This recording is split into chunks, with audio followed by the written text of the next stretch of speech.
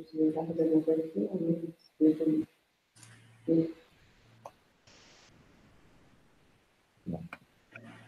Isso está aparecendo, então não estou vendo. Olá. Pessoal, tudo bem? Estão me ouvindo? Tudo bom? Como é que você está? Oi, Lê, tudo jóia? Tudo jóia. Bom, bem-vindos, bem-vinda, Lê, muito bom falar com você nessa hora especial. Cheguei ontem de férias, animadíssima por essa aula, por esse ano, por essa ciência que está chegando aqui no Instituto, esse curso aqui em São Paulo. E estou animada aí com essa aula junto com você. Então, um oi aí para todos que estão assistindo. Vamos ver se a gente consegue. É a primeira vez que eu estou fazendo essa aula junto com uma pessoa fora daqui do Instituto, online. Então, muita calma nessa hora. Já deu certo, pronto. Vai dar certo, né, Lê? Já deu. É já isso aí. Informação positiva. Com certeza. Bom, então, para quem está assistindo, que não me conhece, meu nome é Verônica, eu sou psicóloga e diretora aqui do Instituto Inovice. E eu fiz esse curso de psicogenealogia, me apaixonei. Na verdade, além de psicóloga, eu sou formada em constelação, renascimento. Então, geralmente, meus atendimentos, ele já é multidisciplinar. E a psicogenealogia veio para agregar ainda mais nos resultados dos pacientes, nos resultados dos processos que acontecem aqui na clínica do Instituto Inovice. E a Letícia é uma grande parceira, né? Eu falo que o universo me traz várias Letícias aí no nome da minha filha. E ela é advogada, ela fez formação internacional de psicogenealogia, tanto na França quanto no Uruguai, e é uma das professoras que vai estar com a gente aí nesses 12 dias de formação, né, Letícia? Então, eu queria que você falasse um pouquinho de quem é você, um pouquinho da sua história, dessa entrada em psicogenealogia também. Tudo bem? Como é que você está, Verônica? Tudo bom, tudo ótimo. Em 2019, você sempre trazendo alegria, novidades. Acho que os institutos têm algo em comum, que é um propósito de levar amor, equilíbrio e algo de bom para a vida das pessoas. Acho que a nossa vida, nossa missão, nosso propósito é trazer um pouco, compartilhar um pouco de conhecimento para que as pessoas possam, a partir daquilo que a gente aprendeu, né, evoluir um pouco a caminhada da vida, né? Então, nenhuma pretensão de saber mais do que ninguém, humildemente, a gente vem com essa ferramenta linda que é a psicogenealogia para compartilhar esse conhecimento grandioso, multidisciplinar, que ela é, essa ciência, e que chegou na minha vida num momento muito interessante, porque eu nunca me vi outra coisa senão advogada, né? Minha caminhada profissional sempre foi no direito, gerindo pessoas, gerindo empresas, né? Trabalhei no quinto maior escritório de advocacia do Brasil, fui sócia desse escritório, e num determinado momento me deparei com alguns conflitos internos que havia dentro do escritório e que chegavam rotineiramente para a gente, não só conflitos de pessoas, mas conflitos externos, né? De clientes com problemas, advogado normal, né? Você lida com problemas. Então, as ferramentas do direito, elas são muito funcionais. Porém, quando você lidava com pessoas, principalmente quando você lida no cliente externo com sucessões, por exemplo, né? Preparar uma sucessão, o sócio fundador precisa passar aquele legado, mas nem sempre o filho ou o neto tem essa vocação de administrar uma empresa.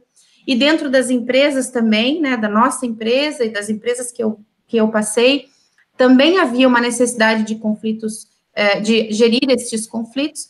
E aí eu me deparei com uma caminhada na parapsicologia. Então, eu fiz parapsicologia clínica no Instituto IPAP, aqui de Florianópolis. Faço, então, essa parapsicologia institucional, que é o estudo da mente. e que me fez abrir o olhar, né, entrar nesse mundo do entendimento de como funciona a nossa mente. E aí que eu entendi que a nossa mente se divide entre consciente e inconsciente, e que é no inconsciente que, ousadamente, a gente coloca um percentual de que ele representa 95% das informações da nossa mente como tudo. E a nossa mente também não está dentro da nossa cabeça, é importante que a gente compreenda isso.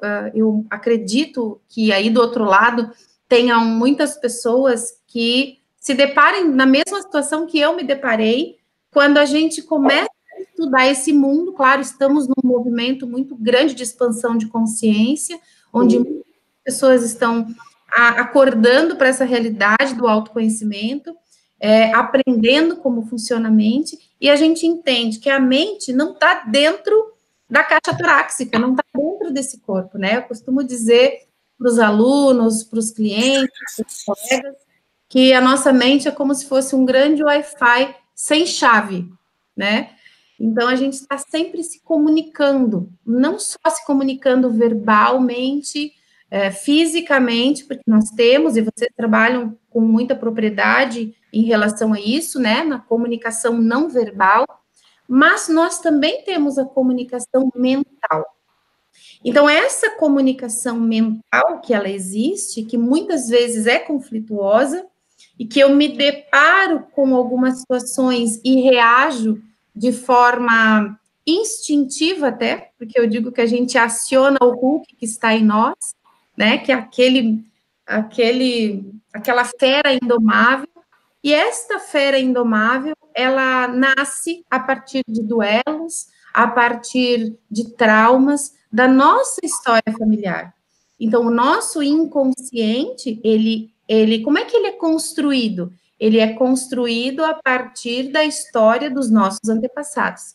Então, quando eu me deparei com esse olhar da psicogenealogia, né, lendo um livro sobre isso, e percebi que era uma ciência muito nova no Brasil e que poucas pessoas ainda estavam divulgando e estudando. E aí, no encontro de vidas, e eu acredito que de propósitos, eu conheci o professor Lauro Alonso, que é o precursor, o desenvolvedor desta metodologia que a gente estuda, que é a psicogenealogia evolutiva, e que num determinado momento da minha vida fez todo sentido, né? Porque a gente agrega o olhar da física quântica, que fala que a mente é a local, que a mente é atemporal. Então, muitas vezes você diz assim, mas como que eu consigo sanar os meus problemas e também reverberar essa sanação para os meus antepassados que não estão mais aqui, né? Então, se a nossa mente é a local e a atemporal, nós somos energia, nós somos espírito, nós somos mente, nós somos só esse corpo que está aqui. Com certeza é esse equilíbrio, porque nós estamos constantemente na busca deste equilíbrio, que a gente chama de homeostase, né? É como aqueles vasos comunicantes da física, onde você coloca a água num tubo e essa água vai indo de um tubo ao outro até que ela atinge um equilíbrio. Então, no sistema familiar, a gente trabalha mais ou menos assim. Sim. O que mais me encantou, eu acho que na psicogenealogia, porque eu entendo, eu compreendo muito essa coisa de energia, a gente trabalha com muito a energia aqui no Instituto Novice, e a gente vê muitas pessoas falando, não, mas eu quero mudar, eu quero realizar, eu quero ser diferente da minha mãe, do meu pai, eu estou fazendo de tudo, e aí quando você vê, acaba repetindo os mesmos padrões. E aí vem muito e aí a psicogenealogia é muito embasamento teórico, né? O que eu achei mais fantástico, o primeiro contato que eu tive, agora, assim, existe uma teoria, existe um estudo, é comprovado cientificamente, não é simplesmente que muitos céticos, principalmente uma advogada, pensa, falando de energia, falando de inconsciente, a gente atende muita gente muito cética em relação a isso. Imagina que meu antepassado tem a ver com aquilo que eu estou vivendo hoje. Então, a psicologia vem para agregar. Não, existe um estudo, sim, um estudo científico, com base constelação sistêmica familiar, terapia quântica vibracional, hipnose. Então, assim, é um mundo infinito, né, Letícia?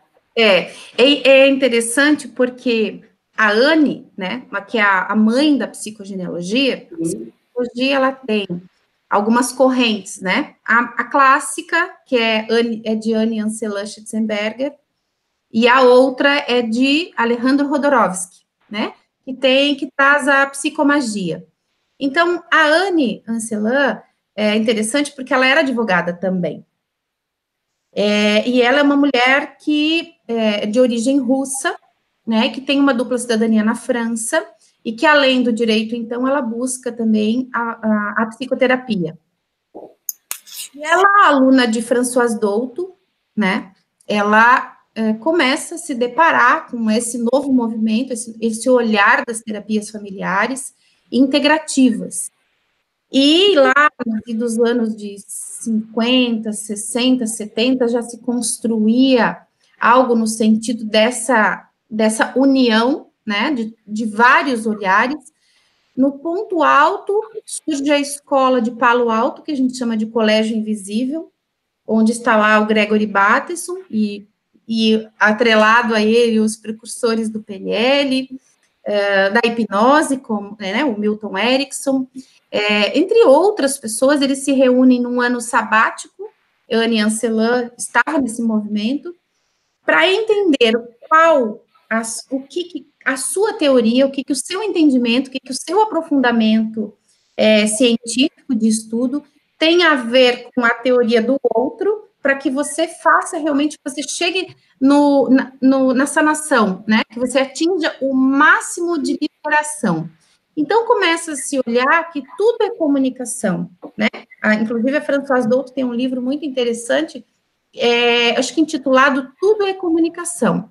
E aí surge essa comunicação não verbal, comunicação, hoje, inclusive a comunicação não violenta, que traz o quê? Traz a busca do acesso das informações programantes, porque entendeu-se que tudo que vinha num determinado momento para a terapia, ela, de certa forma, tinha um histórico familiar. Então, Anne se depara com uma situação na própria vida, onde ela perde um filho, e a própria filha dela diz assim: mãe, você observou que você é a segunda filha e o teu irmão faleceu. O papai é o segundo filho, o irmão dele faleceu.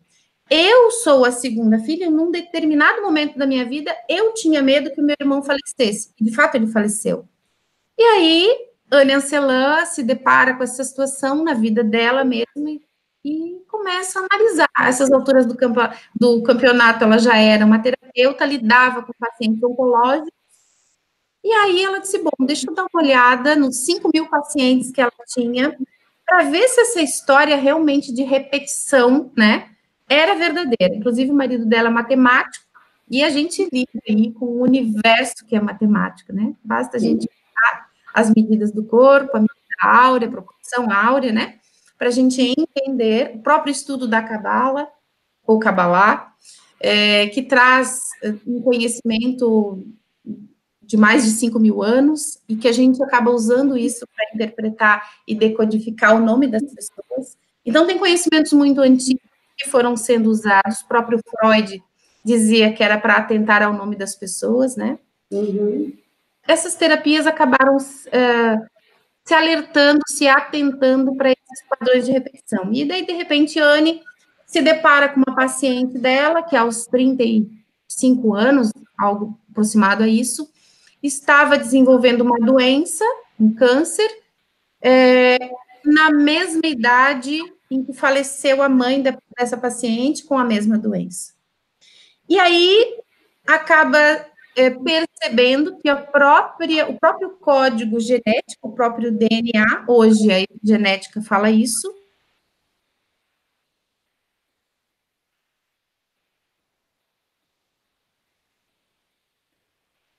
Oi, tá ouvindo? Caiu? Não, tá tudo certo. Parei de te ouvir. Então, essas memórias inconscientes e traumáticas do nosso sistema familiar, elas ficam gravadas no código genético. E eu digo também transmitidas no inconsciente familiar. Então, por que a gente fala que é ciência? Porque ela mesma foi checar nos milhares de pacientes que ela tinha, oncológicos, né? Utilizou o método Simonton, que é um método de mentalização e imaginação positiva, e verificou que, em muitos casos, ela conseguia o que hoje a nova medicina germânica fala decodificar, ou seja, encontramos a emoção programante. Este é o olhar da psicogenealogia, é um olhar de autoconhecimento, Sim. mas um olhar de direcionamento para a emoção programante. Porque aquilo que acontece na nossa vida hoje, ela é uma desencadeante.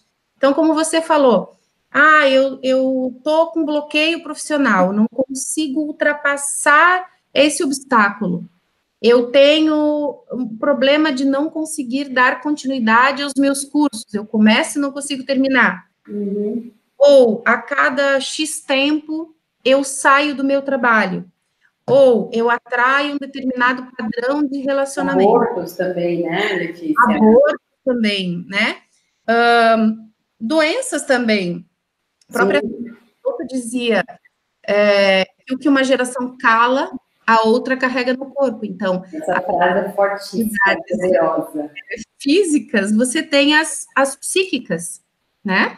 Então, segredos existem nesse clã que, eventualmente, um descendente desse sistema familiar porta algum sistema, alguma enfermidade, e aí entra a beleza da psicogenealogia evolutiva, entrelaça o seu conhecimento com a nova medicina germânica, com a grafologia técnica, com das análise das fotografias, com a escuta consciente. Então, o que é a escuta consciente? É aquilo que o paciente, ou o cliente, ou o teu aluno, ou você mesmo, né? O que a pessoa está falando, não pela boca, mas pela posição corporal, pelas emoções que ele aciona no momento que você fala algo, né? Então, até um espirro é um sinal, uma tosse é um sinal, a gente se vê muito isso na aula, né, Verônica? Vocês vão ver no curso, gente, uma tosse e um espirro diz muita coisa. Nesses 12 dias vocês vão ficar encantados. Mas o que eu acho mais incrível é o quê? O objetivo disso, de todo esse estudo, é o quê? Que a vida flua, né? A vida flui com amor, com tranquilidade. E o que é mais incrível é que é algo que você vai fazer. Então, por exemplo, eu posso fazer, eu, Verônica, e não vai ser uma cura só minha, vai ser uma cura da minha alma familiar. Então, as pessoas ali acabam sendo curadas, né, ô Letícia? Verônica. Inclusive, assim, eu gosto de dizer que a psicogenealogia, ela é, para mim, uma filosofia de vida. Porque você ressignifica, de fato, verdadeiramente, o teu olhar para algumas coisas.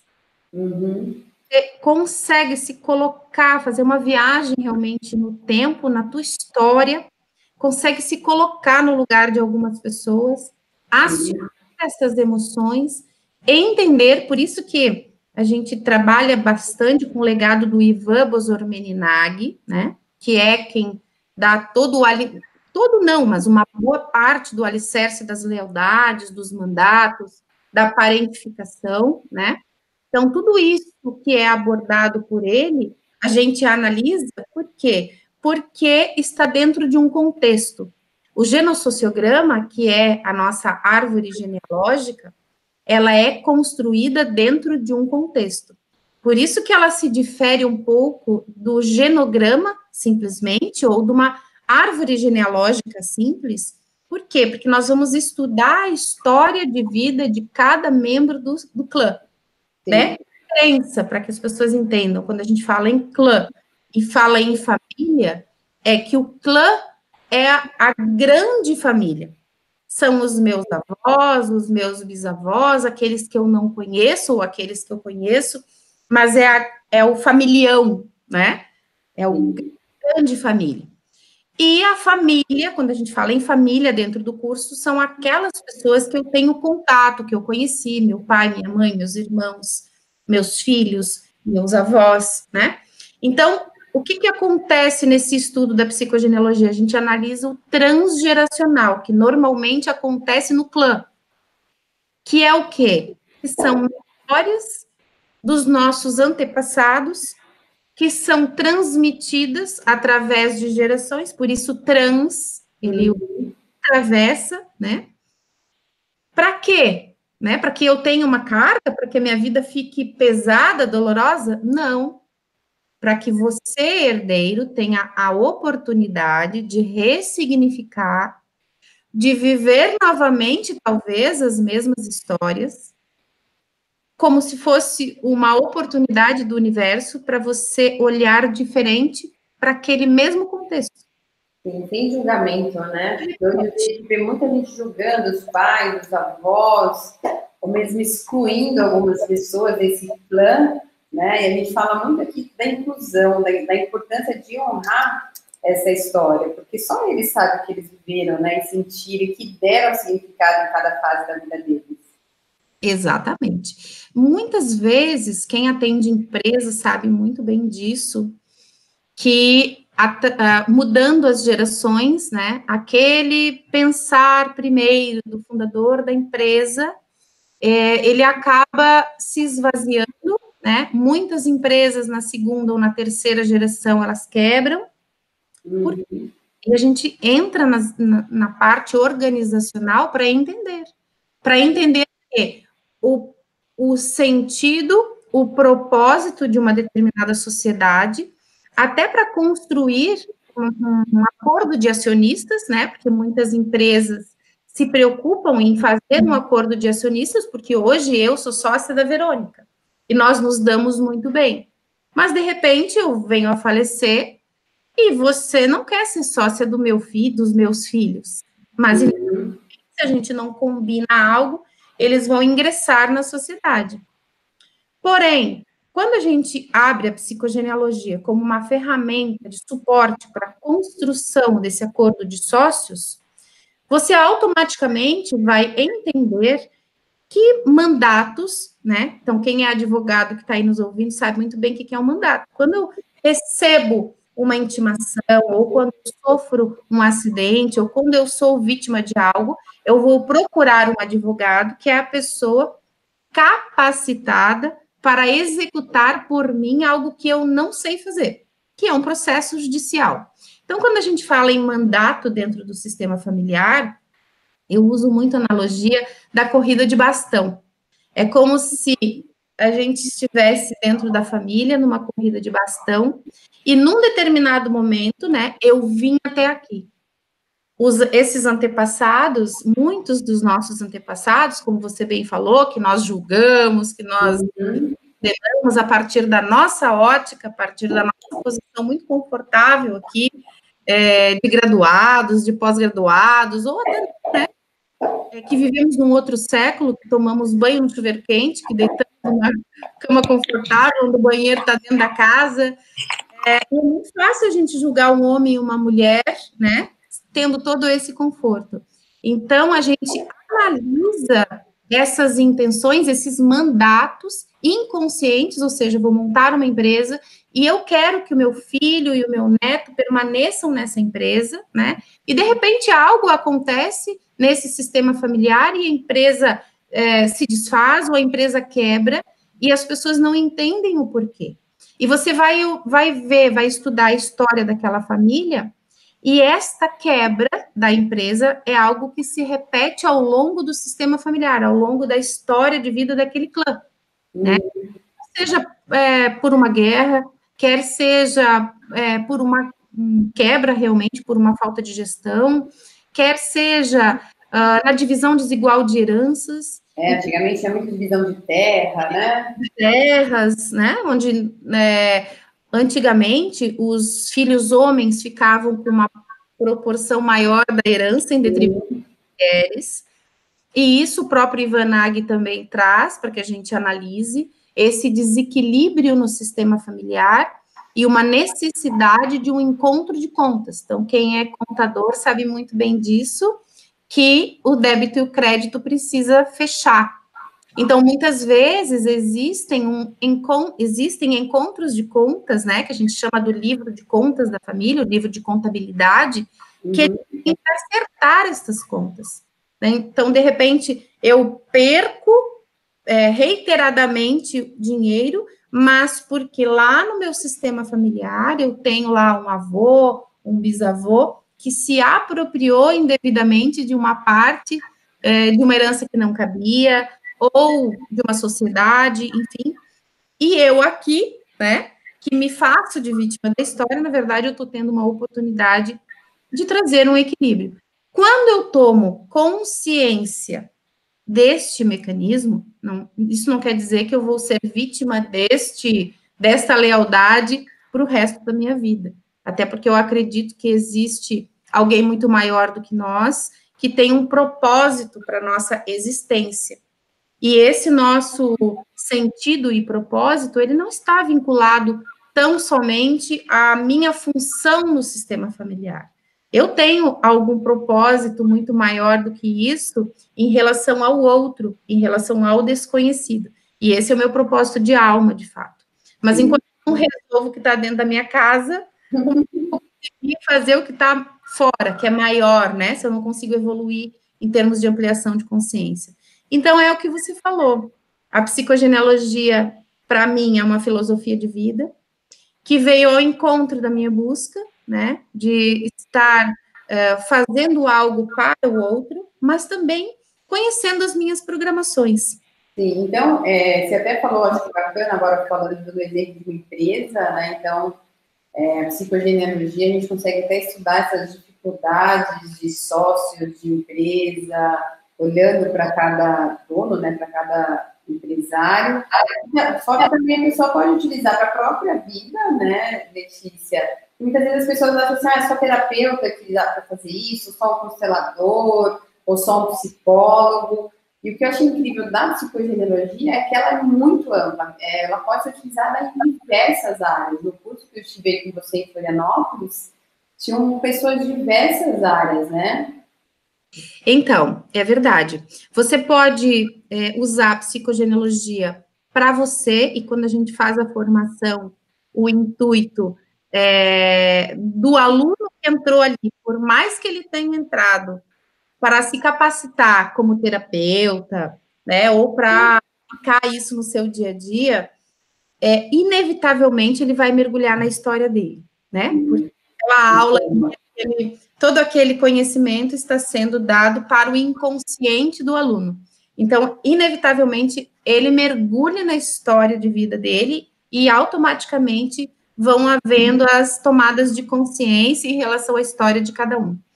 E nós temos, então, ali pessoas que fizeram para se conhecer, nós temos alunos, como foi a primeira turma da escola no Brasil, né? Posso falar, a escola já existe há 15 anos, então nós temos muitos alunos já formados ao longo dos anos pela escola. Então, existem terapeutas, advogados, eu posso dizer que, em termos de escola de psicogenealogia, nós somos precursores, né, enquanto advogados da psicogenealogia evolutiva, porque o Brasil é precursor em função das constelações, neste olhar sistêmico, né, de você estar olhando para os conflitos.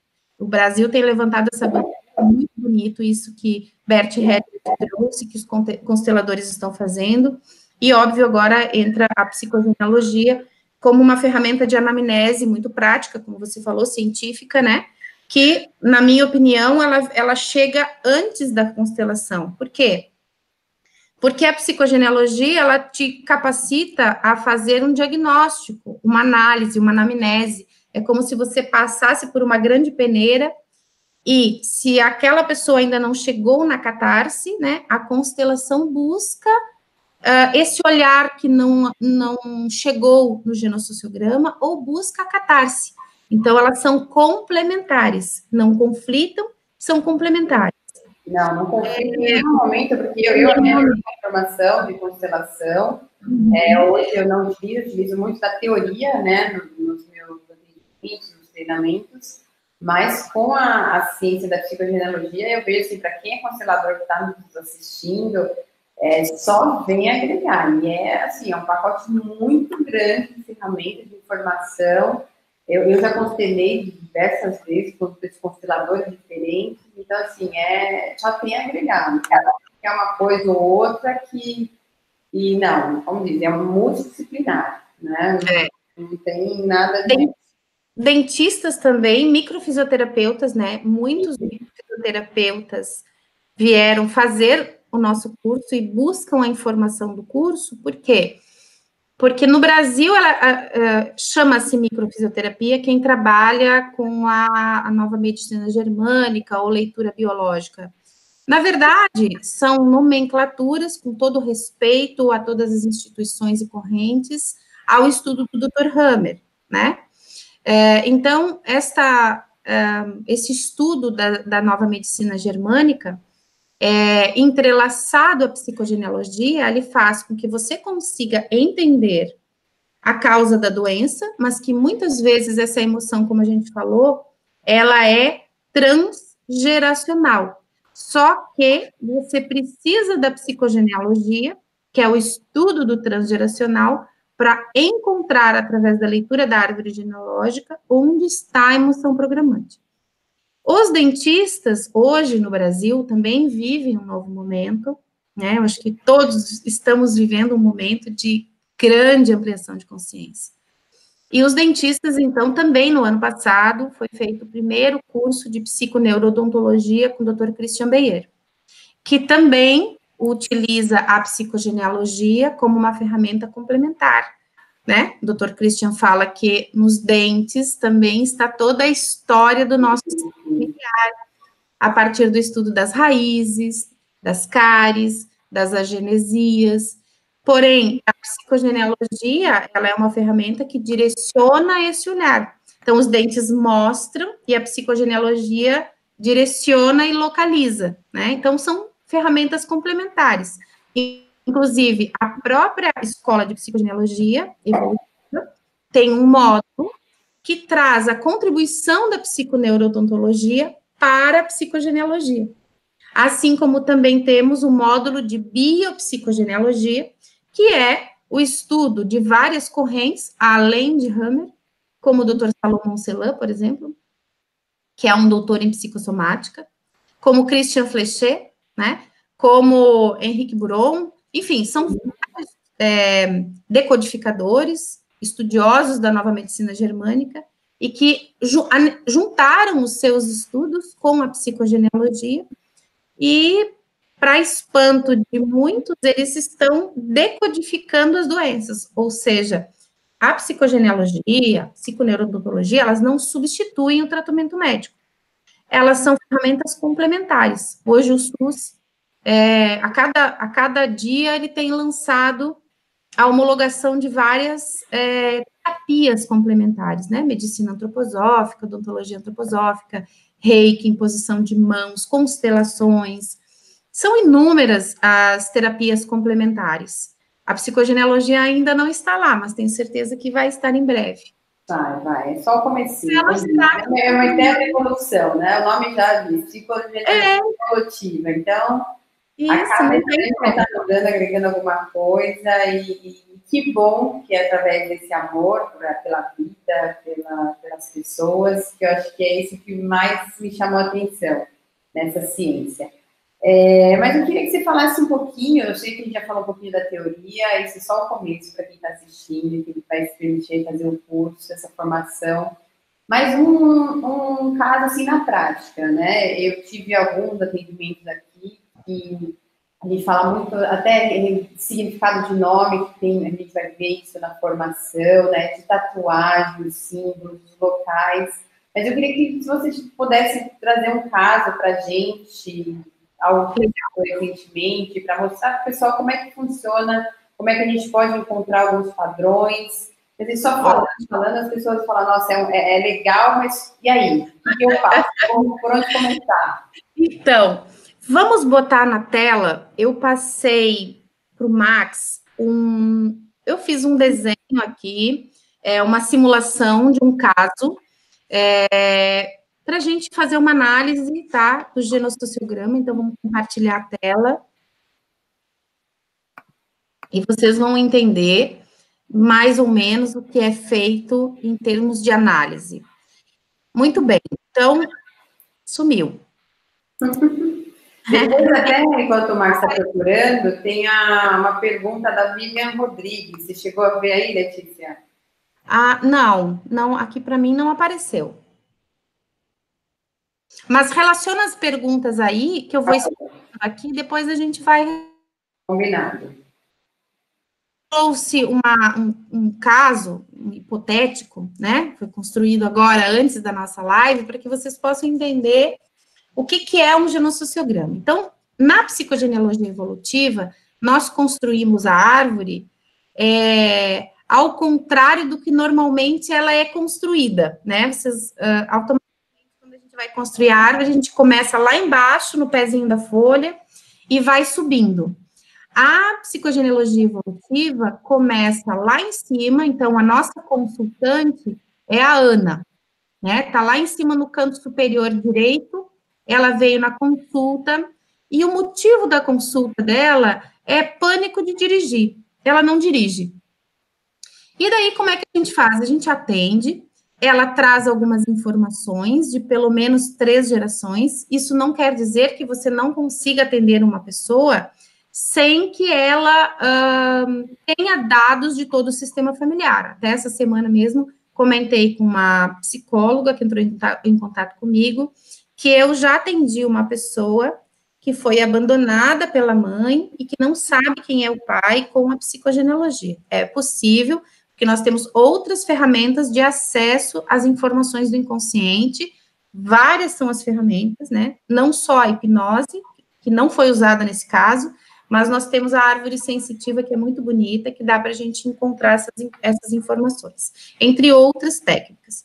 Então, essa Ana vem na consulta com essa pauta, que é o pânico de dirigir, ela não consegue dirigir. E aí a gente começa a conversar com ela, e ela traz, então, a informação e começa a desenhar num papel a sua árvore, onde quadrados são homens, círculos são mulheres, né? E aí a gente começa a botar ali data de nascimento, na linha horizontal ali ela tem 4 irmãos, tá? Aquele Paul que está do lado direito dela é o cônjuge dela. Então, a primeira irmã dela é Laura, nasceu em 23/11 de 71. Havia um espaço em branco na hora que ela começou a desenhar o genossociograma, né? Muito distante, que daí depois... perguntando para ela se houve aborto, ela disse, lembrei que tinha um aborto, então sumiu a nossa tela ali, Verônica. Aí. Já tá resolvendo. Então, aí a gente já coloca ali que houve um aborto espontâneo, na data de 9 de março, né?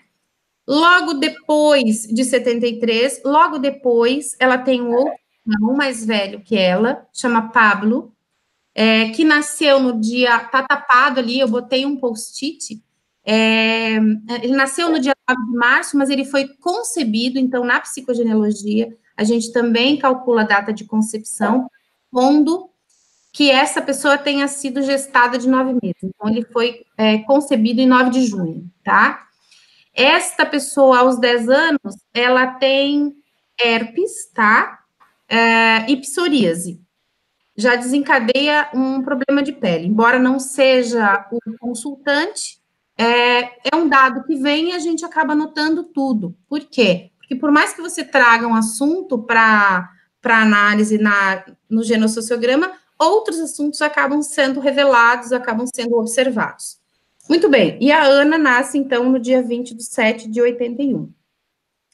Os pais da Ana, quem são? A Mariana, né, que nasceu em 22 de maio de 45, e foi concebida no dia 22/8 de 44. E o pai dela chama Paulo, que nasceu no dia 3 de março de 45, é concebido no dia 3 de junho de 44, novamente fazendo a análise de 9 meses, né? E Paulo tem 3 irmãos, a primeira, Paula, que morreu aos 33 anos, o José, que não se sabia a data, e ele, tá? Ele fica órfão muito jovem, órfão não, até é colocado ali órfão, mas a mãe permanece viva. Órfão de pai aos 10 anos, né?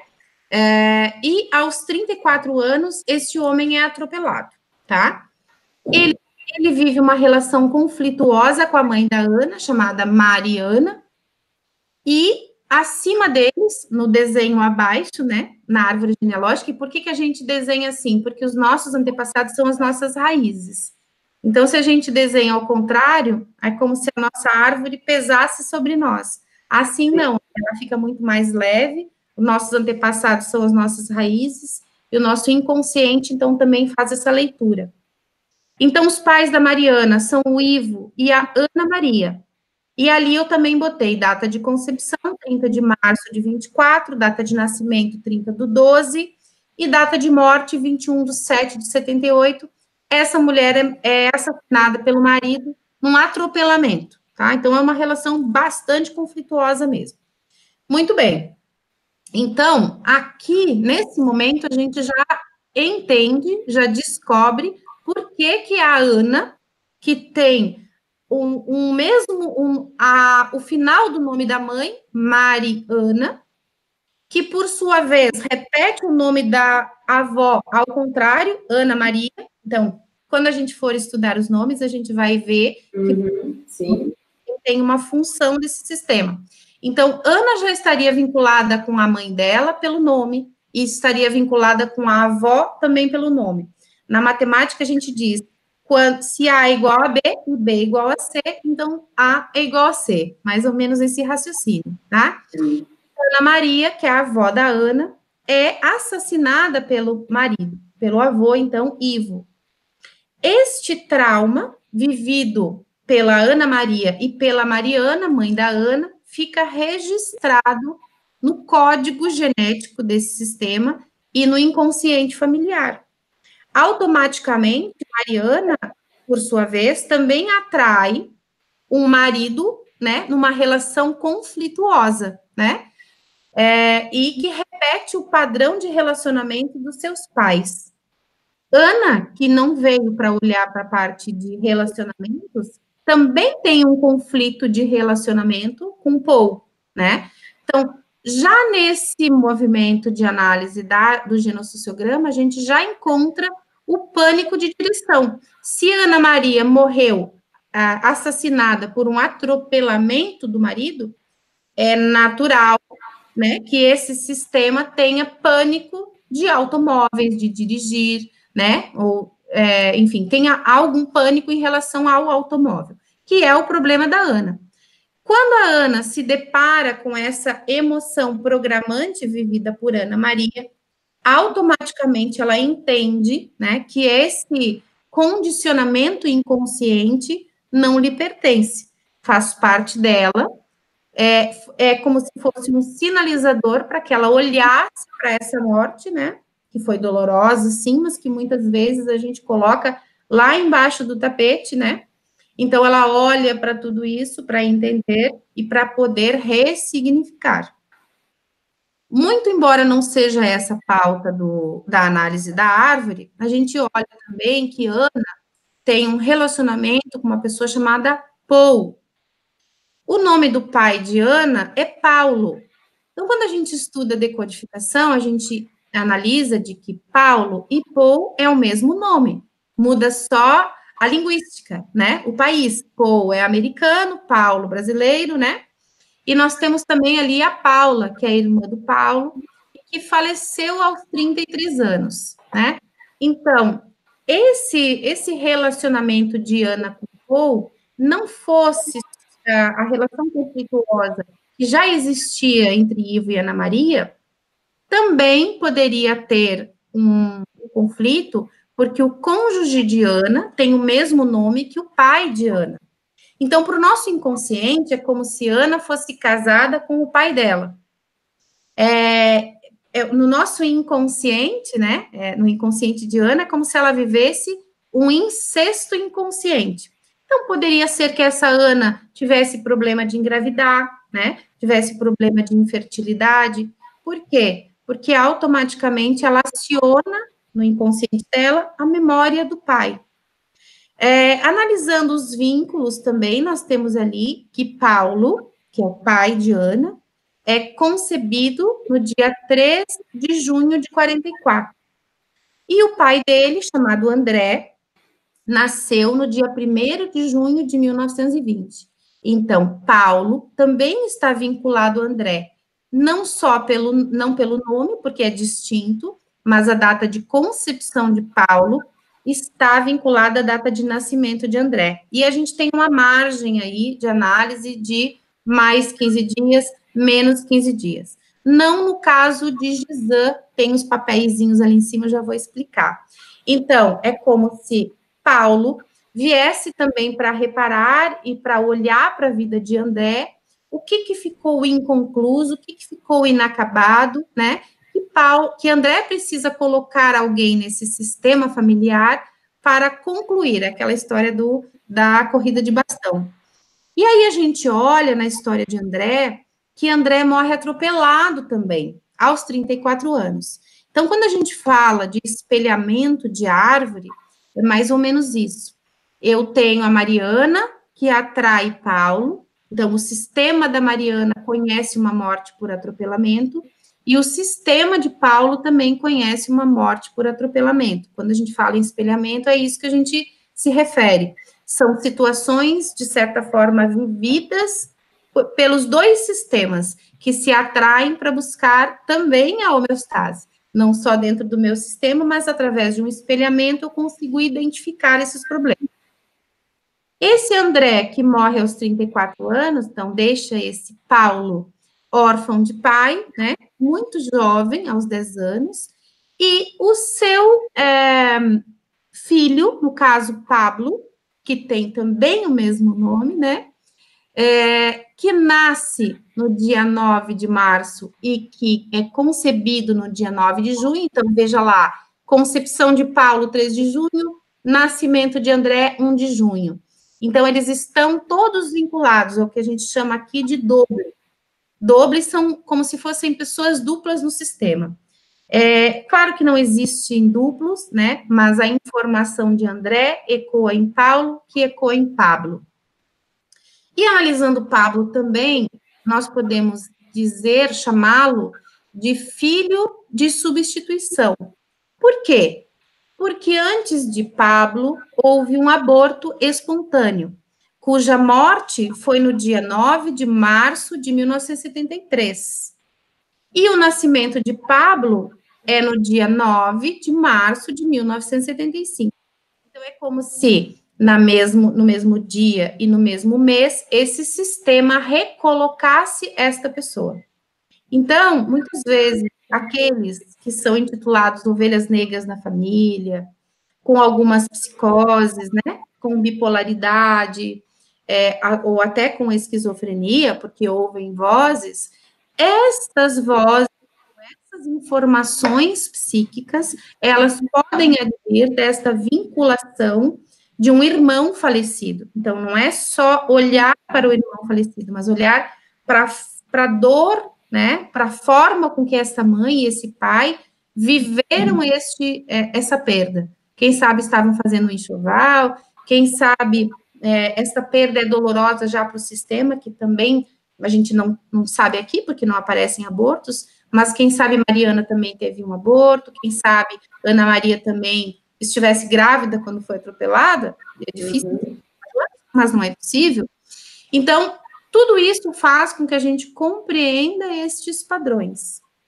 Ana também, por sua vez, a gente chama ela de Gisã. O que é o Gisã? É o fantasma transgeracional. Por quê? Porque Ana Maria, sua avó, faleceu no dia 21/7 de 78.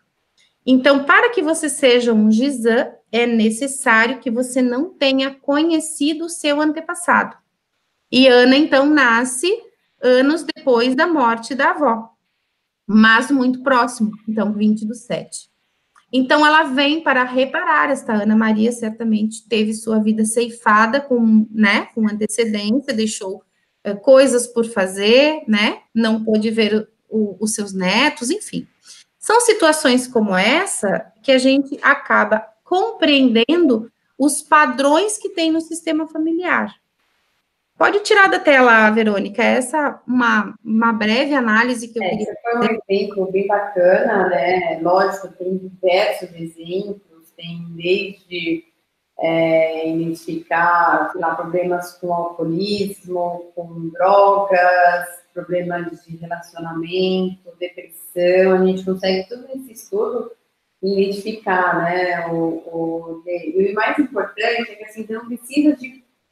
Né, você deu algumas informações legais, mas é que hoje eu vejo da dificuldade que as pessoas têm de trazer informações em trazer dos avós. É verdade. Né? Então, assim, é uma dificuldade, só que ao mesmo tempo que a gente começa a olhar e a perguntar, e se fala, vai lá, vai atrás, aí começa a aparecer, né? Isso que é muito louco. As pessoas dizem, Letícia, que magia isso tem, que eu, essa semana mesmo, ela tá me assistindo, eu sei que ela vai se identificar, ela disse, ela é microfisioterapeuta, o que acontece que eu fiz uma consulta e automaticamente a minha irmã me ligou, escuta, o que está acontecendo que eu estou me sentindo diferente? As informações começam a chegar. Então, por mais que a pessoa diga, eu não sei nada da minha família, eu não conheço nenhuma informação, a sincronicidade, né, esse movimento de amor mesmo do teu clã, que quer que você olhe, já que você deu passo nessa direção, vai oportunizar esse olhar. Então, fique atento a todas as pistas que você receber, quer seja em filme, quer seja num bate-papo, quer seja numa leitura de um livro, você vai começar a ter insights, né? E além dos insights, você pode ter reações biológicas, porque a partir do momento que a gente toma consciência, o nosso corpo entra em vagotonia, que é a fase de recuperação que o Hammer mostrava. Né? Então, muitas vezes, após um atendimento, você tem desarranjo, herpes, gripe, dor de cabeça, é normal, porque você está mexendo naquele lodo, né? Aquela que já estava decantado, separado, você não queria mais mexer, e aí mexe tudo para que você então consiga ressignificar, olhar para tudo aquilo. Então, tenha calma, que né, vai sentar, vai decantar e você vai poder olhar com outros olhos. E o universo, ele é sábio, né? Ele vai formando um clã. Eu vi mesmo pelo meu estudo durante esses 12 dias que nós tivemos juntos, de outras pessoas, como que as datas são muito próximas, né? Então, sei lá, tem uma faixa do ano que tem muito nascimento, muita morte, ou muitos momentos marcantes, e não só da minha família, como hoje da família do William, dos pais dele. Então, acho que assim, tem um propósito, né? E além do mais, eu acho que quando a gente torna consciente, cara, todas essas informações estão vindo para mim, então o meu propósito é muito maior ainda neste clã, né? O que eu vim para aprender, o que eu vim para deixar de marca nesse clã, nesse sistema. Então, acho que para você que está assistindo, comece a perceber isso, as datas, as semelhanças, as profissões, eu acho que também é importante falar, né? Porque as profissões dentro de uma família, dentro de uma história, são extremamente marcantes. Esses dias eu atendi uma pessoa muito bacana, e aí eu perguntei para ele, né? Eu falei, olha só a sua profissão, e olha o seu pai, olha o que aconteceu lá atrás. Aí ele, nossa, nunca tinha parado para pensar sobre isso. Então, até essa profissão, às vezes, traz muita informação e clareza, né, Letícia? As profissões são reparadoras, né? Então, por exemplo, se a gente tiver aí um contador que estiver nos assistindo, a pergunta é: que desigualdade de divisão de herança, ou quem foi passado para trás nesse sistema, quem foi deserdado, quem tomou o que de alguém, né? Que um contador, ou um auditor, ou alguém na área que trabalha na área financeira, né? Olha para a tua história. Os professores que vieram para ensinar. Quem no teu sistema familiar ficou sem acesso ao estudo? Os advogados, quais foram as injustiças que aconteceram no teu sistema familiar, que há uma necessidade de vir alguém com o propósito de fazer justiça, de olhar para a equidade, né, de trabalhar com este assunto, sempre está relacionado, as profissões são sempre reparadoras. E talvez seja por isso que muitas pessoas não estão satisfeitas com as suas profissões, porque até o momento que você está condicionado a essa lealdade, você não ganha dinheiro, você não é feliz, então você está travado. Por quê? Porque aquilo é um condicionamento. Ela não te determina, mas ela te condiciona. É como se fosse uma força para você olhar para aquela desigualdade, olhar para aquele desequilíbrio, né? Então, quando você consegue olhar para aquilo que o teu sistema familiar está te pedindo, você se liberta para o teu propósito de alma, porque muita gente diz, nossa, eu queria ser artista, não sou advogado, eu queria ser músico e sou engenheiro, né, para satisfazer a vontade do meu pai, para satisfazer a vontade da minha mãe, né, e aí não é feliz, a prosperidade não é só o dinheiro, não é a parte financeira, a prosperidade, você emanar e fazer aquilo que você ama, aquilo a tua alma, aquilo que você veio com dom para fazer. E isso que vai fazer dar certo, porque você não vai agir com a parte consciente, você vai agir com a emoção, né? Então, se nós somos co-criadores do nosso universo, quando a gente está inteiro num projeto, quando a gente ama aquilo que a gente faz, vai dar certo. Agora, quando a gente está condicionado a uma lealdade do sistema, a gente trava. Sim. Né? Às vezes ganha dinheiro, mas não é feliz. Sente aquela coisa, né? Falta algo. Tem muita pergunta, não sei, mas tem alguma coisa que falta aqui. Essa frase é uma das frases que eu mais escuto nos atendimentos, nos treinamentos. Então, esses que falam que falta, olhar também para as gestações gemelares do sistema familiar. Olha só que legal. As gestações, elas começam em 2, terminam em 1. Quem falta? Né? Será que você busca na tua alma gêmea esse irmão de placenta que foi um dia, que às vezes o corpo absorve, que a mulher, muitas mulheres têm perda de sangue durante o início da gestação. Então, não houve um aborto, e essa mulher não soube, né? Mas a criança que estava ali sabe que eram 2. Então, você acaba buscando nos teus relacionamentos, ou você não sabe o que falta, e pode ser uma gestação gemelar, né? Que a gente chama do gêmeo evanescente. Sim. É muita coisa, né? É. É só o começo. Olha, eu vi o pessoal aqui comentando, nossa, assunto interessante, que maravilhoso, já estou com vontade de começar agora a fazer esse levantamento. E faça esse levantamento, porque é mágico. Não é por acaso que você está nos assistindo, não é por acaso que esse assunto mexeu com você. Eu falo, quanto mais eu agradeço o universo, mais as coisas acontecem na minha vida, né? A psicogenealogia era para ter feito em um lugar e acabou que o universo trouxe a Letícia e deu tudo certo, e aqui estamos juntas, né? Para realizar essa primeira formação aqui em São Paulo. Verdade. Vai ser agora, começando em fevereiro, março e abril. Então, vão ser 12 dias. E olha, pessoal, são 12 dias intensos, com muito conteúdo. E o melhor é, você vai se trabalhando durante esses dias, porque não tem como você receber todas as informações e não olhar para você, não olhar para as suas causas, não olhar para a sua família. Então, além de ser um processo de formação, de você ter esse conhecimento, vai ser um processo muito profundo de autoconhecimento, de autodesenvolvimento, né, Letícia? É verdade. Não tem como você já avise a família que você está indo para um retiro. É isso aí. Assim, se acontecer alguma coisa diferente nesse dia, tá tudo certo, tá tudo Não bem. estranhe. Faz parte do processo.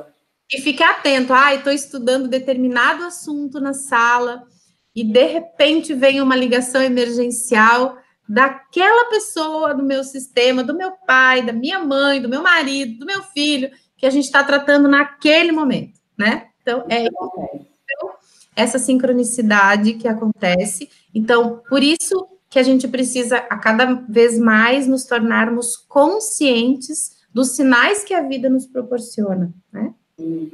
Com certeza. E que sinais, viu? Que a vida tem me proporcionado. Gratidão. E queria que você falasse um pouquinho, fizesse um convite especial aí, você que está muito mais próximo do Lauro. O Lauro é um professor maravilhoso, é um ser assim, nossa, não sei, é um ser de luz, né? Não digo um professor, é um mestre, né? Ele é fantástico. É verdade. O Lauro realmente tem uma história de vida muito bonita. Ele já, desde muito jovem, é um estudioso da Cabala, ou Cabalá, né? Tem pronúncias diferentes, né? Eu descobri no estudo da psicogenealogia que eu tenho uma raiz judaica, então busquei muito esse estudo milenar, né? Assim, no paralelo da minha vida. Hoje eu entendo o porquê, porque muitas coisas daquilo que você gosta, que você não gosta, né, vem dessa história familiar. O Lauro é biodecodificador, então ele tem formação da nova medicina germânica e é o fundador da psicogenealogia e docente da escola internacional, que está hoje em 9 países. Então, muitas pessoas dizem assim, poxa, Letícia, eu não vou conseguir estar na formação em São Paulo no primeiro encontro, mas estou lá no segundo e no terceiro encontro. Como que eu faço? Você pode cursar o nível 1, qualquer unidade da escola no mundo, né? Existe o pré-requisito de fazer o nível 1 para depois fazer o nível 2, o 3 e o 4. Agora, se você só pode fazer o nível 1 este ano e quiser fazer o nível 2 no ano que vem, pode. Se você quiser fazer o nível 1 em São Paulo, quiser fazer o nível 2 lá em Maringá, pode também. O ideal é que você faça na continuidade para que esse conhecimento não se perca, né? Mas, como nós somos uma escola internacional, o propósito é, em qualquer lugar do mundo que essa formação esteja acontecendo, o conteúdo é o mesmo. Mudam os professores, o jeito de dar aula, por óbvio, mas o conteúdo, a diretriz, a forma de ensino é a mesma, né? Nessa formação em São Paulo, vai ser 100% ministrada pelo Lauro. Então, aproveitem, porque ele é maravilhoso, né? Com certeza. Ele é grafólogo técnico, então ele traz o olhar do desenho, do genossociograma, ele ensina a gente a fazer um olhar, se o desenho está mais para cima, se está mais para o lado direito, se está mais para o lado esquerdo, se abre de um lado, se fecha do outro, né? São truques do olhar que são científicos por conta da grafologia, todo um diferencial para a psicogenealogia evolutiva. Como você bem falou, as tatuagens, que são símbolos, né? Então, quando você analisa um caso, você já vê aonde que a pessoa tem tatuagem, qual é o símbolo que ela tatuou. Qual o motivo que ela tatuou, né? Qual que é o motivo. Qual o motivo. Às vezes é consciente, mas muitas vezes é inconsciente, né? Eu tatuei uma árvore, então eu sei que você também fez, eu fiz a... Foi meu filho. Depois da psicogenealogia, não tinha como. Eu também, mas foi antes do Lauro, mas já tinha contato. Então, assim, tatuei no lado esquerdo, no braço, o braço é trabalho, lado interno, onde nem todo mundo analisa, são as coisas da proximidade, né? Aquilo quando a gente abraça, tem um contato aqui. Então, tudo isso é analisado quando a gente... Não quer dizer, a borboleta significa tal, o pássaro... Tem todo um olhar da lateralidade, do local, que você vai seguindo aquele viés para você entender que mensagem, porque o nosso inconsciente, ele não fala palavras, ele fala em códigos, ele fala em imagens, nós não sonhamos com textos, nós sonhamos com imagens. E o nosso inconsciente trabalha dessa forma. Então, as imagens, elas são códigos de informações que estão no nosso inconsciente. E eu acho que o que faltou, até a gente falar um pouco daquele assunto, um pouquinho agora para fechar um pouco essa aula, antes de começar as perguntas, e aí? Né? A partir do momento que nem foi a Ana, como é que faz isso? Né? Existe um trabalho, é só tomada de consciência, porque às vezes as pessoas acham, e aí eu tomei essa consciência, agora eu sei, ou muitas vezes eu já sei que existe esse padrão na minha família, eu nem preciso estudar, mas tem algo a mais, né, para ser feito, para ser realmente curado isso dentro da família, dentro desse Exato. O Salomão Celan diz que só com a emoção se programa e só com a emoção se desprograma. Uhum. O que acontece numa catarse? O acesso à emoção. Então, uma coisa é você tomar conhecimento do assunto. Outra coisa é você tomar consciência do assunto. Então, existem alternativas que muitas vezes a pessoa toma conhecimento e consciência da situação, muda o olhar de fato, e mudar o olhar é mudar uma postura, não é uma coisa que você, tá, então eu fiz aquilo ali e olhei e tá, resolvi a minha vida. Não, você vai ressignificar, é significar de novo. Então, nós trabalhamos muito com atos simbólicos, né? Porque o ato simbólico, ele faz com que você reviva para ressignificar. Um exemplo, vamos supor que eu tive um caso muito bonito de uma pessoa que a mãe faleceu, a avó faleceu, ela foi abandonada pela mãe, essa moça.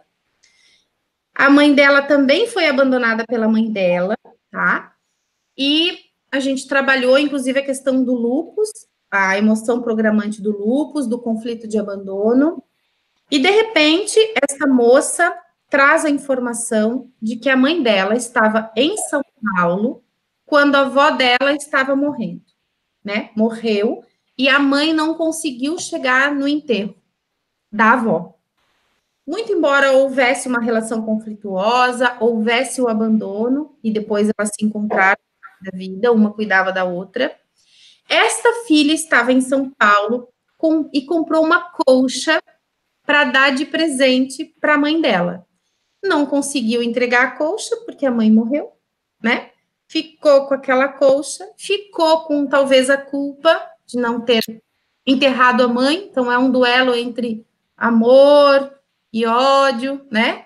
Quando a gente fala, quando tem na Bíblia escrito honra os teus pais e tua mãe, o teu pai e a tua mãe, é honrar a história deles, né? Porque muitas vezes é difícil a gente dizer eu amo meu pai e minha mãe, é difícil.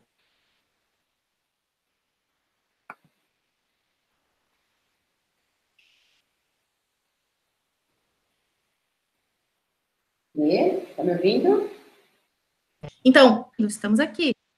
Perdão um pouco. E aí o que acontece? Essa moça, quando a gente estava conversando, né, me veio uma intuição. Então, é bem legal a gente trabalhar, porque o terapeuta, nós não somos só razão, mente, informação técnica. Nós temos uma intuição, né? Então, você que é terapeuta, você que está trabalhando com essa ferramenta, ouça também o que a tua alma te sugere. Então, nesse momento, me veio a pergunta, né, para ela, você costura? E ela disse, não, odeio costurar. Eu disse, que pena, eu ia te mandar fazer uma colcha, que é a mesma colcha que a tua mãe queria entregar para a tua avó, eu queria que você fizesse uma colcha para entregar para a tua avó. Daí ela me olhou assim, mas eu não conheço, não sei onde está enterrada a minha avó. Não tem problema, a gente vai, você vai...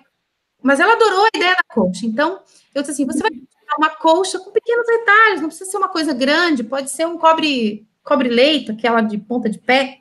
Cada etapa da junção dos tecidos, você vai pensar na tua mãe, na tua avó, naquilo que não conseguiu ser realizado, né? Esse presente que não conseguiu ter entregue.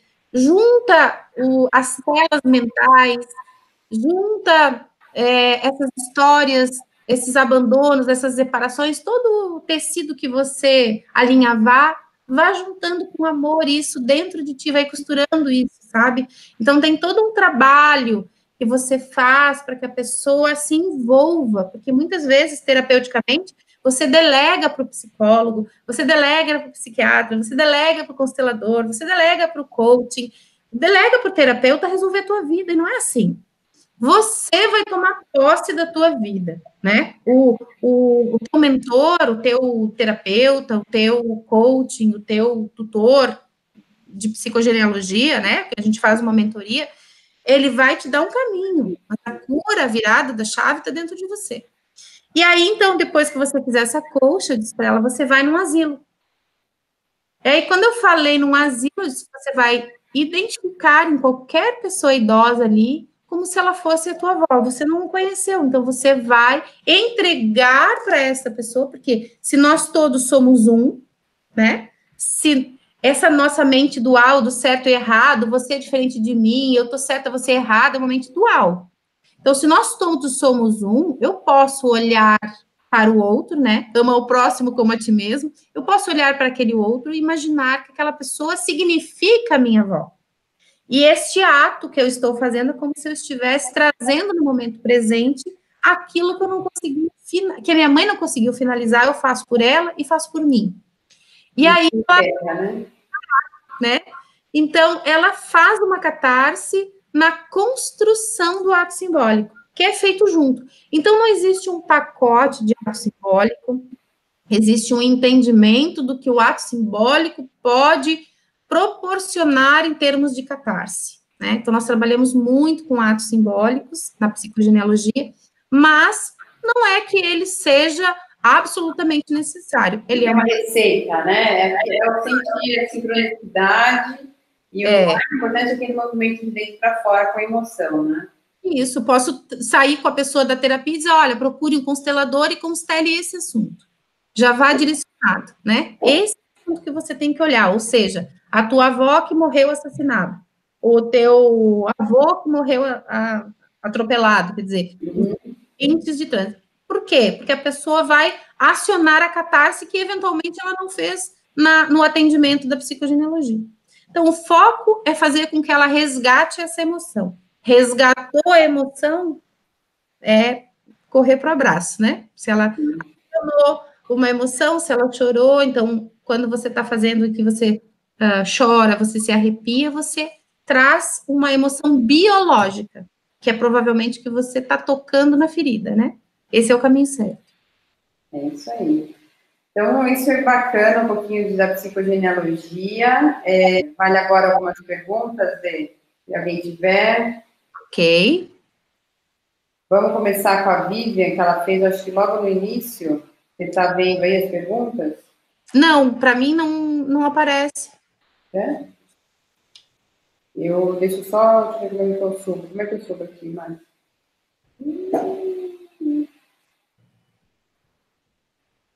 Aqui.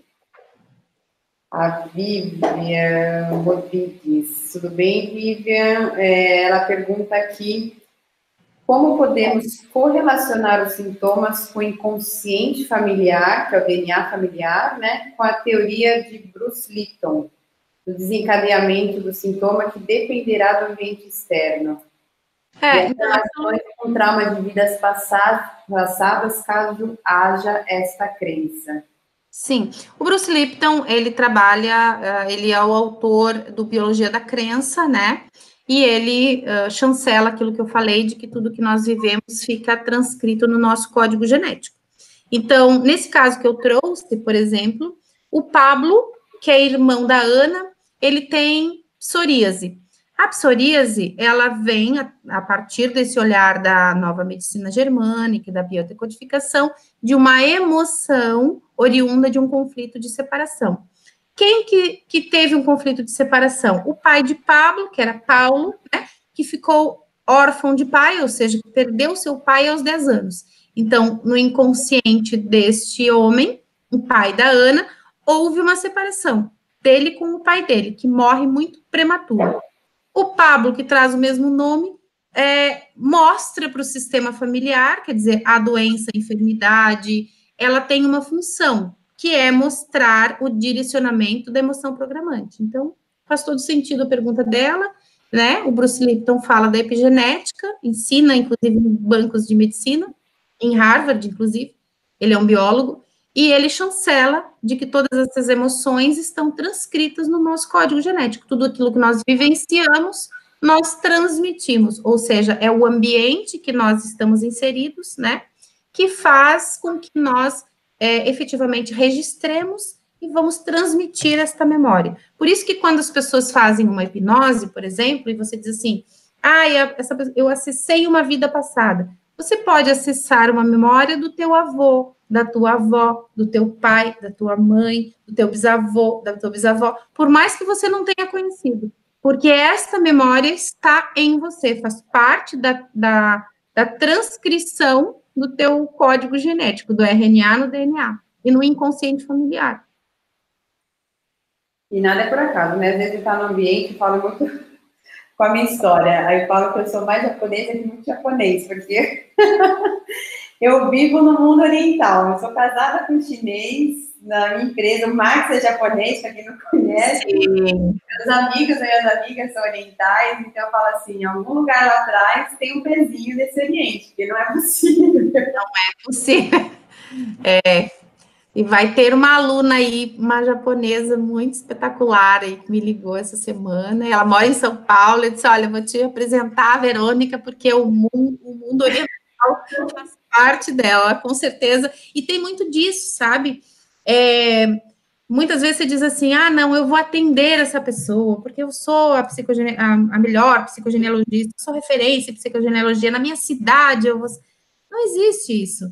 Se você passou por determinadas histórias da tua vida, você se capacitou para atender pessoas com essa história, né? Então, é aquela história de se doar para o outro. Olha para as dificuldades que você viveu, para os tombos, para os percalços, para as dores. Estas dores te capacitam para você dar para o outro, doar-se. Então, se eu vivi no meu sistema familiar um suicídio, eu sou capacitada para tratar disso, porque eu conheço isso, né? Se eu trago uma pessoa que tem uma descendência oriental, eu vou dizer, poxa, eu vou mandar para a Verônica. Pode mandar. Ela conhece isso. Eu vou te levar para dar aula comigo lá em Maringá. Não, e ainda lembro que o Lauro, quando eu fui mostrar minha árvore, e as datas, só para vocês entenderem, da árvore, ó. O meu pai é do dia 11 de fevereiro, 11 de fevereiro não, 11 de novembro, a minha sogra é do dia 10 de novembro e meu sogro é do dia 9 de novembro. E eu sou do dia 20 de fevereiro, o William é do dia 8 de fevereiro e nós temos a Letícia do dia 9 de fevereiro. Ele só olhou assim para minha árvore e falou, mas que clã que formou, hein? Eu falei, pois é. Não, e os orientais... Tem um legado aqui. Os orientais têm muito forte essa coisa da honra aos antepassados, né? Sim, sim. Porque certamente não chegou na tua vida ao acaso. Não, não mesmo. Mas eu, por exemplo, só com uma informação, eu nasci no dia 23/11 de 71, né? E, historicamente, a divulgação da primeira lista dos judeus mortos em Holocausto. E aí, de repente, eu comecei a ver, gente, como tem livro de judeu parando na minha mão. E era Victor Frankl, e era vários, Salomão Celan, e muita gente. Eu olhava assim, judeu. Gente, coisa estranha isso. E, de repente, estudando a minha história, né? Eu vi que eu tenho um viés, a minha avó era judia, né? E aí eu pergunto para minha tia, tia, a avó era judia? Ela disse, era, porque meu pai já é falecido. Eu disse, mas meu Deus, por que nunca foi falado isso? Ué, porque não podia, né? Então, que segredos existem nesse sistema por medo de perseguição, por medo de morte? Estes segredos, então, eu que nasci nessa data, que está diretamente vinculado aos judeus, que no meu sistema familiar, onde não existe um histórico de advogados, vem 4 advogados. Que injustiças aconteceram nesse sistema familiar. E aí, de repente, eu estou na aula da PNO, né, da psiconeurodontologia, e o doutor Christian diz assim, olha, tem uma imagem aqui de uma panorâmica que tem uma memória de perda de território com casa junto, ou seja, o trabalho desta família estava na terra. E aí ele pega a minha panorâmica, né? Então, dentes das raízes dos meus dentes também falam dessa história. Então, eles saíram da Bielorrússia, perderam suas casas, vieram para o Brasil. O meu pai coloca uma empresa, o nome da empresa chamava Pinsk, a cidade de onde vieram os meus antepassados, que era 95% judeus, né? Essa empresa quebra. Então, assim, quando você vai olhar para isso, e se dá conta dessa repetição, você diz, meu Deus, estava tudo aqui, eu não consegui enxergar, mas é tão nítido, né? Está tão na minha cara e eu não compreendo isso. Por quê? E aí a gente muda essa pergunta, em vez de por quê, você se pergunte, para quê? É isso aí. É muita informação. Deixa eu ver aqui até mais uma. Tem até a Ana Riso. Vou compartilhar aqui seu comentário, tá, Ana? Ela escreve assim: a minha avó materna faleceu de câncer, a minha mãe também. Eu tenho cancerofobia. Estou com 65 anos e tenho medo de fazer exames porque acho que poderia repetir a história. Quero sair dessa neurose. O que você tem para dizer para ela, Letícia? Então, não necessariamente o câncer, né, segundo o Dr. Hammer, não é uma condição genética. Existe uma memória dolorosa desse sistema. Então, por exemplo, câncer de mama, né, que é um dos mais comuns das mulheres. Quando a gente olha o câncer de mama, a gente olha a lateralidade. Vamos supor que a pessoa tenha um câncer na mama direita, né, e ela seja destra. Então, tem todo esse olhar da lateralidade. Então, a mama esquerda, por exemplo, para as mulheres que são destras, vão me entender. Quando você pegava o teu filho no colo, automaticamente, quem é destra, amamentava muito mais, é muito mais cômodo amamentar na mama esquerda. Então, a mama esquerda, ela corresponde a filhos e a mãe. A mama direita representa irmãos, pai, trabalho, para quem é destra. Para quem é canhoto, a análise é diferente. E aí, o que eu tenho que olhar para uma mulher que tem câncer de mama, né? Que conflito, já que a gente vai tentar decodificar a emoção. Que conflito esta mulher estava vivendo no trabalho? Que conflito essa mulher estava vivendo em seu relacionamento? Quem sabe ela foi abandonada, quem sabe houve uma separação. Então, quando você olha para a emoção programante, a doença perde o sentido de existir. Ela tem uma função de fazer você olhar. Quando você olha para isso, você decodifica. Ela deixa de ter este propósito de fazer você olhar para aquilo. Então, não se condicione com isso, né? Vai fazer a tua história, procura a Verônica, faz a árvore genealógica, né? Vem aqui, eu não sei se você é de São Paulo, Ana, mas vem aqui, a gente pode conversar um pouquinho, até para saber, porque aqui ela não falou nem que tipo de câncer que a avó faleceu e nem que a mãe, mas só esse exemplo da câncer de mama que a Letícia deu, você já viu quantas informações podem aparecer. E não tem, nada tá, como diz aquele livro de Biologia da Crença, não está determinado o que você vai ter, é só você dar significado, você ressignificar a sua história, a sua vida, para que a vida flua, porque provavelmente não está fluindo aí com amor, né? Exatamente. O tempo todo. Agora, em março, a gente vai ter o curso de biopsicogenealogia em Floripa. Em breve levaremos ele para São Paulo. Sim. E este curso de biopsicogenealogia, ele visa dar esse olhar, visa capacitar as pessoas a ter esse olhar da nova germânica vinculado à psicogenealogia. Então, as pessoas me dizem, que curso que é mais completo? Claro, o esqueleto, a espinha dorsal da escola é a psicogenealogia. A biogenealogia é esse olhar para as doenças, assim como o dental transgeracional vai olhar para as informações que os dentes nos trazem, com esse aporte da psiconeurodontologia. Ó, a Ana está falando que a avó ela não conheceu, mas acha que era câncer gástrico, né? E aí a Wanda também, acho que como você deu o exemplo do destro e do canhoto, está falando quem é ambidestro. E a mãe teve no colo do útero. E depois foi curada e 15 anos após foi generalizado. Então, o Hammer dizia que não existe o generalizado. Inclusive, a Anne trazia muito isso do conflito do diagnóstico.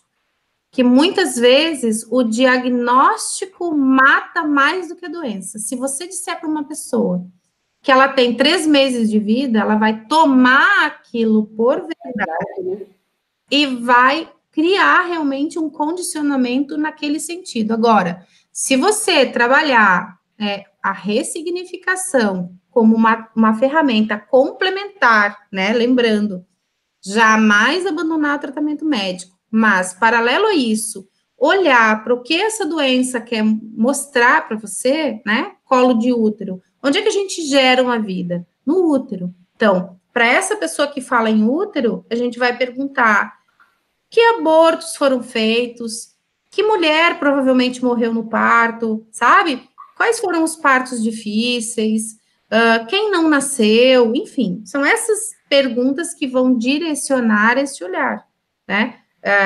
E aí tem todo, eu não sou biodecodificadora, né? Por isso que é o professor Lauro que dá esse curso, eu sou uma estudiosa da biodecodificação. Tem um curso de psiconeurodontologia, né? Mas o curso é uma longa caminhada, são muitos módulos.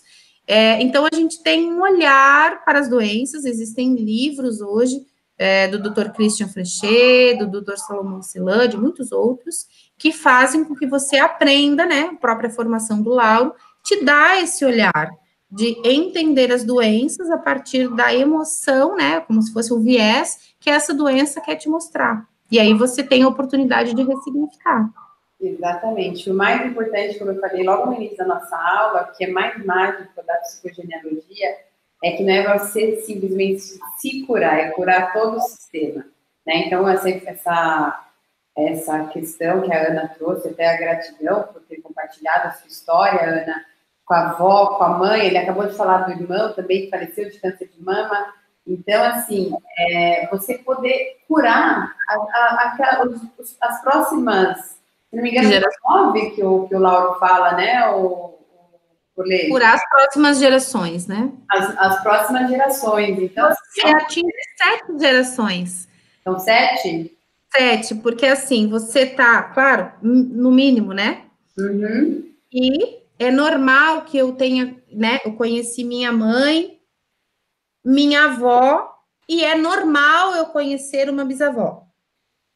3 gerações. O doutor Salomão de Celan diz o seguinte, que uma pessoa não sai dessa terra, dessa existência, sem ter certeza que existem nela 3 gerações, porque ela assegura a continuidade. Então, para trás eu tenho 3, e é normal que eu tenha os meus filhos, os meus netos, e é possível que eu conheça os meus bisnetos. Então, eu reverbero para trás, dentro desse raciocínio de que a mente é alocal e atemporal, quando eu também deixo de delegar para os meus filhos, de legar para os meus filhos, de mandatar os meus filhos, essa que a Anne chamou de batata quente, esse duelo não resolvido, para que eles tomem essa batata que eu não fui capaz de resolver. Isso não quer dizer que eu seja menos do que o meu filho, que eu seja menos do que a minha mãe, mas enfim, por algum motivo aquela pessoa não conseguiu resolver, e essa transmissão, por isso que a gente não pode deletar a informação, porque se ela está ali, ela tem um propósito. Eu não posso simplesmente apagar essa informação, porque ela tem um sentido. Eu preciso encontrar esse sentido, senão eu vou acabar passando realmente esse legado para as gerações futuras. E olhem com carinho para essas informações que chegam até vocês. Tá? Quanto mais consciente, quanto mais presente vocês estiverem e atentos a essas informações que surgem, seja de uma história, de uma fala, como a gente falou, de uma foto, uma viagem, você vai ver que você vai encaixando as peças e quando você menos esperar, você vai ter uma história absurda aí na sua frente, das suas origens, dos seus antepassados, que você viver, para você realmente modificar e deixar a vida fluir aí para frente essas próximas gerações. E é isso o nosso grande propósito para essa aula, falar um pouquinho, porque foi um pouquinho mesmo. Para quem está achando que teve muita informação, pode tirar o cavalinho da chuva, porque olha, é o mínimo do mínimo que foi colocado aqui, porque são 12 dias intensos.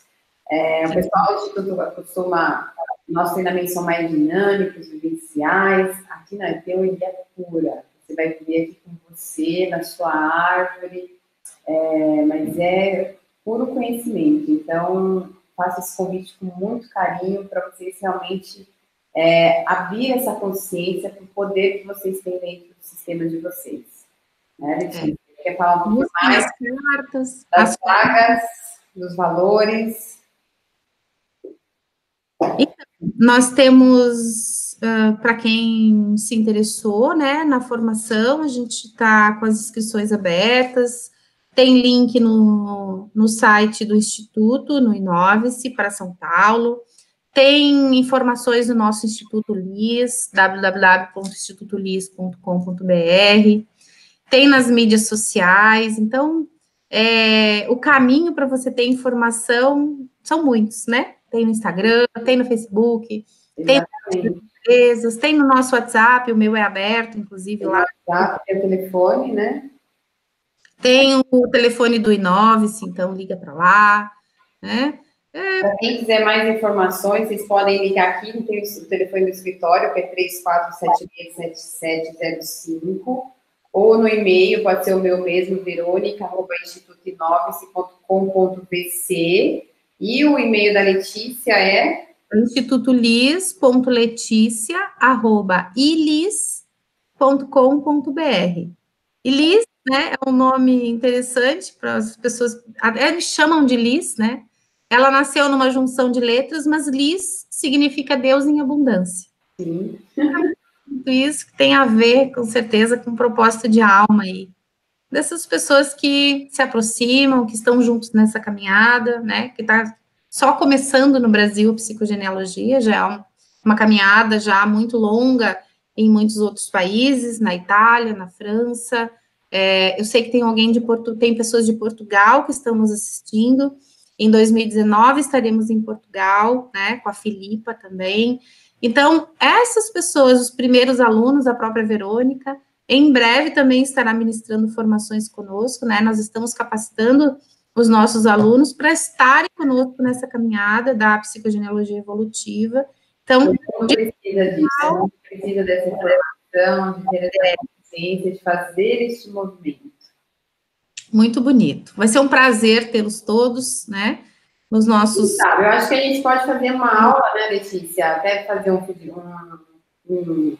umas perguntas aqui, que é o nosso grupo do WhatsApp, não sei se estão todos, mas talvez fazer uma outra aula específica com alguns temas, seja como a gente trouxe de profissão, de nomes, significado de nomes, doenças, né? O que está por trás de algumas doenças. Joia. Vale a pena a gente fazer mais uma aula mais específica, porque isso acho que é bem abrangente, né? Do que é a genealogia, de onde surgiu. Eu acho que vale, falar dos nomes ou das doenças, o que o pessoal quiser mais, talvez na semana que vem.